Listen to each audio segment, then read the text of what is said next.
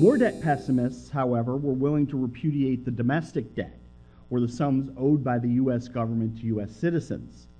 Such a move would simply be a one-time capital levy that would keep taxes down for a time for everyone in the future, the debt pessimists argued.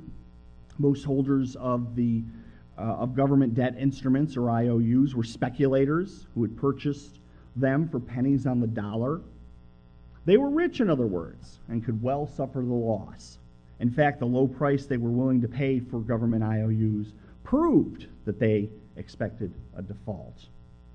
Hamilton countered that the low prices reflected only the time value or opportunity cost of money, which was quite high in the 1780s, and the possibility, not the certainty, of repudiation.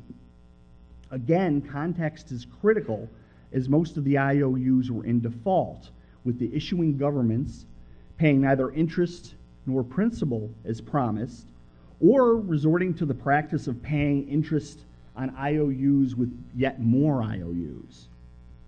Late in the 20th century, financial historian Edward Perkins showed that Hamilton was right, and that early speculators in Revolutionary War debt did not earn windfall returns, especially when the risks they undertook are considered. In any event, Hamilton also argued that repudiation would be immoral and would make it difficult, if not impossible, for the federal government to borrow from Americans and maybe even foreigners when necessary in the future. That would mean the next war would have to be financed by oppressive taxes and or the sale of state assets at ruinous prices. To ensure that the federal government would not try to repudiate part of its debt by changing the value of money, Hamilton induced Congress to pass the Mint Act. In addition to providing for the production of U.S. coinage, the act carefully defined the U.S. dollar in terms of grains of silver and gold. That anchored the real value of all debts denominated in dollars, and induced increasing numbers of Americans to give up reckoning value in their old colonial units of account, like York shillings, in favor of a decimalized dollar. Hamilton then went a step further and argued that the federal government ought to assume or take responsibility for the war-related debts of the several states. Boy, did that ever make the debt pessimists howl.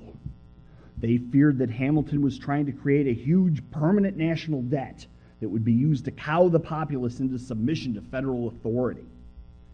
But again, Hamilton argued from first principles, noting that the states should not have been obliged to incur a wartime debt in the first place.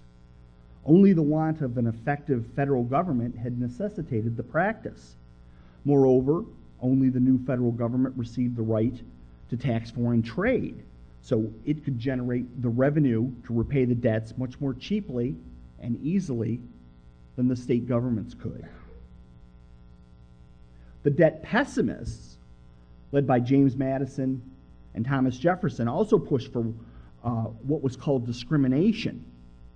They proposed that the government pay the original holders of government wartime IOUs, who were mostly soldiers, sailors, and farmers, in combination with subsequent holders of the debt, who they depicted as wealthy speculators who defrauded the original holders. Hamilton put the kibosh on discrimination as well, noting the administrative difficulties of tracking the chain of ownership for each of hundreds of thousands of IOUs.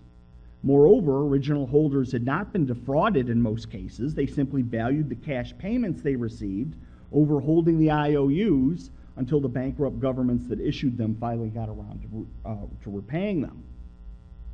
They knew when they sold that they were relinquishing all rights to the principal and were fine with it.